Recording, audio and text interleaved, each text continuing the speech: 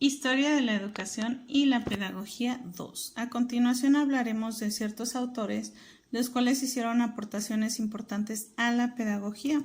Empezamos con Juan Amos Comenius. Este era una persona que nació el 28 de marzo de 1592 en Moravia, región de la actual República Checa, considerado el fundador de la pedagogía moderna.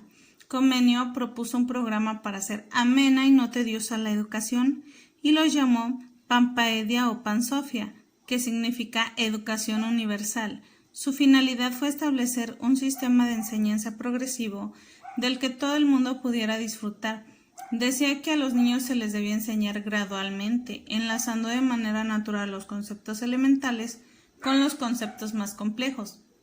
Asimismo, propugnó el uso de la lengua materna durante los primeros años de escolaridad en lugar del latín. Sin embargo, la educación no debía confinarse a la adolescencia, sino abarcar toda la vida del individuo.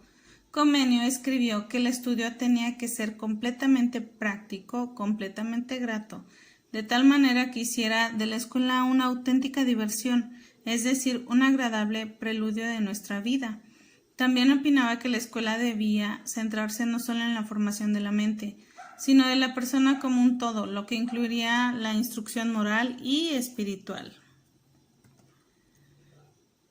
Juan Amos Comenius fue quien acuñó la palabra didáctica en su obra Didáctica Magna, desarrollada en 1657, donde indica que la didáctica magna es un artificio universal para enseñar todo a todos, enseñar realmente de un modo cierto, de tal manera que no se pueda menos que obtenerse resultados.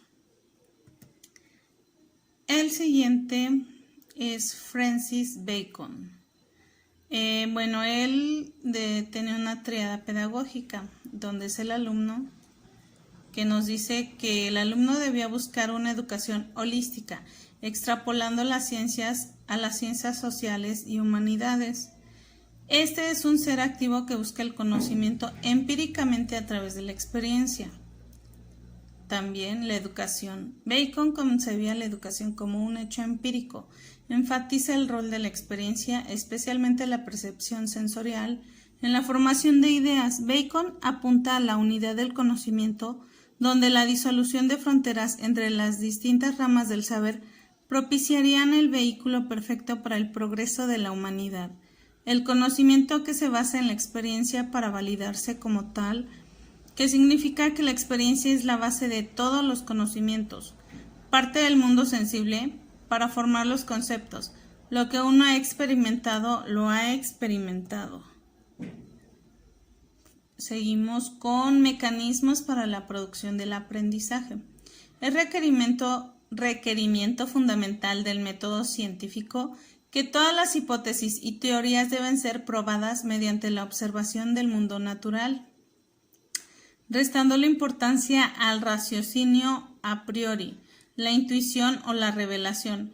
La ciencia debería ser poesía y la poesía ciencia. Bacon, además, insistía en que el conocimiento científico no solo conduce a la sabiduría, sino también al poder. Pensaba que la mejor ciencia es la que se institucionaliza y se desarrolla por grupos de investigadores, y no la que permanece privada como resultado de la labor de individuos aislados. El método científico que proponía Bacon intentaba corregir las deficiencias de la teoría aristotélica clásica, si bien solo aportó dos aspectos novedosos. 1. Un procedimiento para hacer inducciones graduales y progresivas, y 2. Un método de exclusión. Así señalaba que lo primero que se ha de hacer es recopilar una serie de historias naturales y experimentales, y hasta no contar con la información empírica amplia, no se ha de dar el siguiente paso, esto es, comenzar a eliminar algunas posibilidades. Seguimos con el siguiente, que es John Locke.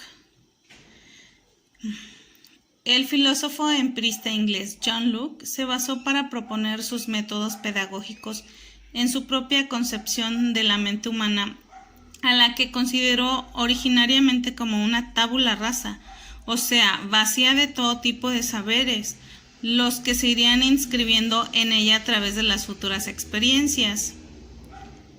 Estas ideas las plasmó en su obra publicada en el año 1690, titulada Ensayos sobre el entendimiento humano. 3 años después salía a la luz su publicación Algunos pensamientos sobre la educación, que influyó no solo en la educación de su país, sino en toda Europa, en su siglo y en los 2 siguientes. John Locke. Seguimos con él. Nos dice que la educación, que para él tenía un rol determinante en la formación de la personalidad, en el desarrollo individual y por ende en el progreso social, tenía que tener por objetivos formar una mente y un cuerpo sanos, elaborando un currículum pertinente que destacara la enseñanza práctica por asociación de ideas y la de las ciencias con un método preciso y corroborable, a través de la experiencia, pasando a un segundo plano las asignaturas humanísticas. No se debía descuidar el cuerpo en su alimentación, ejercicios físicos, vestimenta, descanso, etc., ya que si éste se enferma, ningún tipo de aprendizaje eficaz es posible. Se debe enseñar al niño a dominar sus impulsos y reprimir sus excesos, y optar en sus elecciones por lo que la razón les indique como bueno, a ser responsables de sus actos y aceptar los límites razonables que se les impongan, aunque no es partidario de castigos físicos, sí de firmeza, explicando siempre el porqué de las penitencias, ya que no tienen que imponerse porque sí y el niño debe comprender su fundamento.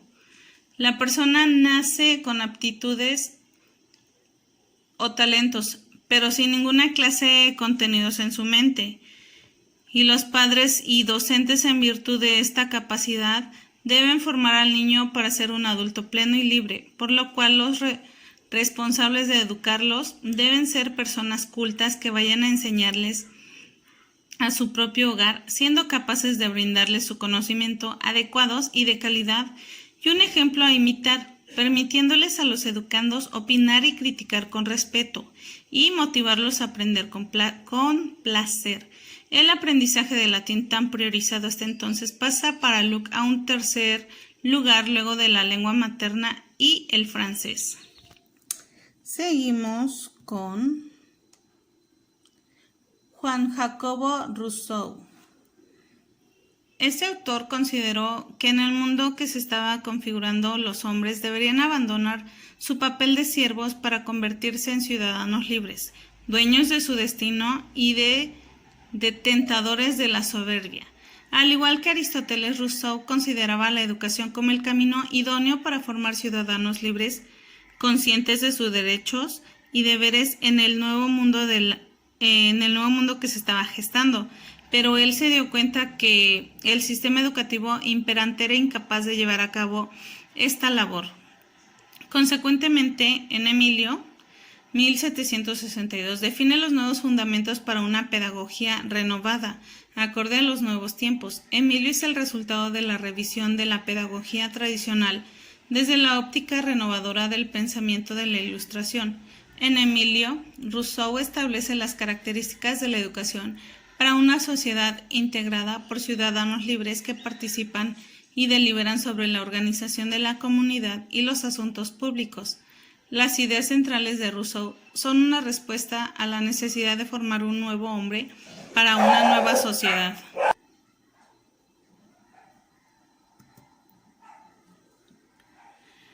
Uno de los principales aportes que realizó Rousseau fue señalar que el niño es un ser sustancialmente distinto al adulto y sujeto a sus propias leyes de evolución. El niño no es un animal ni un hombre, es un niño. A partir de estas ideas, Rousseau señala la necesidad de replantear los métodos de enseñanza imperantes que consideran al niño como si fuera un adulto más, asumiendo con ello que comparten intereses, habilidades, necesidades y capacidades. Rousseau señala que desconocer las diferencias fundamentales entre el niño y el adulto conlleva a que los educadores cometan 2 errores.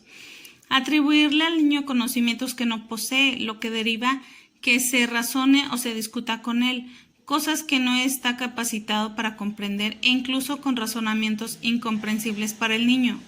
Para Rousseau, el niño es aún incapaz de emplear la razón inducir a que el niño aprenda a partir de motivaciones que le son indiferentes o inteligibles.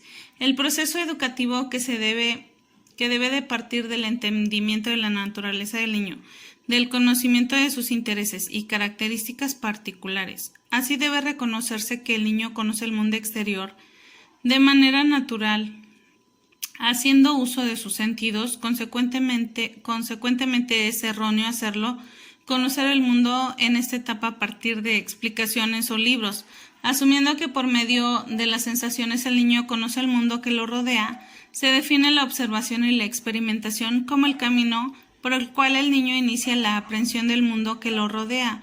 La interacción con el mundo físico por medio de los juegos es una de las maneras en las que el niño comienza a conocer. Seguimos con Friedrich Schiller.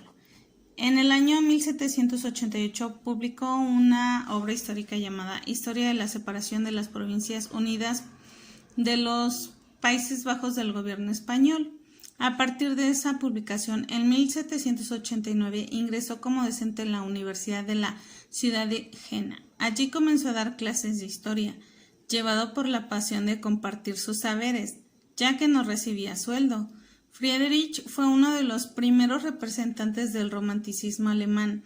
El romanticismo fue un movimiento cultural de finales del siglo XVIII que reaccionó contra la Ilustración. Priorizaba los sentimientos por encima de la razón. Hizo hincapié en la necesidad de aprender historia, la libertad del pensamiento y la razón. Sostuvo que esa era la única forma de conocer la realidad que ha de vivir cada grupo humano. Seguimos con Friedrich Schiller. Nos dice que estableció que alcanzar un estado y una humanidad de altos valores morales se requería una educación racional. Así lo planteó en las 27 cartas de su libro acerca de la educación estética del hombre. Para él, la racionalidad y la emocionalidad debían estar perfectamente equilibradas. Schiller partió del pensamiento de Kant, lo cuestionó y lo superó. Marcó que el juego es necesario como terapia de la cultura. Planteó el respeto a la creación humana como el único camino y la utopía. Todo ello marcado por una libertad de pensamiento absoluta. Ahora con Johann Gottlieb Fichte. La educación nacional mediante la nueva educación se quiere formar de los ciudadanos una comunidad en la cual todos los miembros particulares estén movidos y animados por un único interés. Así no se establecerá la división sobre una clase cultivada por el estímulo moral y una clase inculta, solo accesible a la esperanza y al temor. Se busca llevar a todos los alemanes la nueva educación y que ésta no sea una clase particular, sino de la nación como tal. La nueva educación. En la vieja educación el alumno aprendía de mala gana. Se precisaba vencer esto mediante la esperanza de su utilidad futura para conseguir honores, ayudados de premios y castigos, y era incapaz de desarrollar una conducta moral. Mediante la experiencia podemos ver que el desarrollo de la actividad espiritual a través de la instrucción promueve el placer por el conocimiento puro y por sí misma, y de abrir el alma a la cultura moral. Seguimos con Johann. La comunidad educativa. Mediante la nueva educación se constituye una sociedad autónoma, fundada en la naturaleza de las cosas y en las exigencias de la razón. Los niños deben estar juntos con sus maestros y directores y totalmente separados de las personas adultas. Los dos sexos deben recibir esta educación del mismo modo. Ambos deben ser amigos y amigas antes de dirigir su atención a la diferencia de sexos y de convertirse en esposos y esposas. Educación activa. Una exigencia capital de esta nueva educación nacional es que el estudio y el trabajo se hallen en ella unidos. En primer lugar, porque todos los alumnos que recibirán exclusivamente esta educación nacional están destinados a formar parte de las clases trabajadoras y pertenece a la educación a hacer de ellos trabajadores. Ahora, Johann Paul Friedrich Richter. Es un gran autor literario, preocupado por lo que ocurre en su tiempo. Redactó su programa pedagógico con el que pretende formar un hombre ideal. Al igual que Rousseau, piensa que se debe considerar que el niño es un ser puro cuando sale de las manos del Creador. Es, asimismo, partidario de la educación antirracionalista e individual en la que la religión tiene su lugar. Considera que el alma infantil es un desierto invernal lleno de gérmenes primaverales. Allí donde penetra un rayo de sol, allí surgirá el verdor.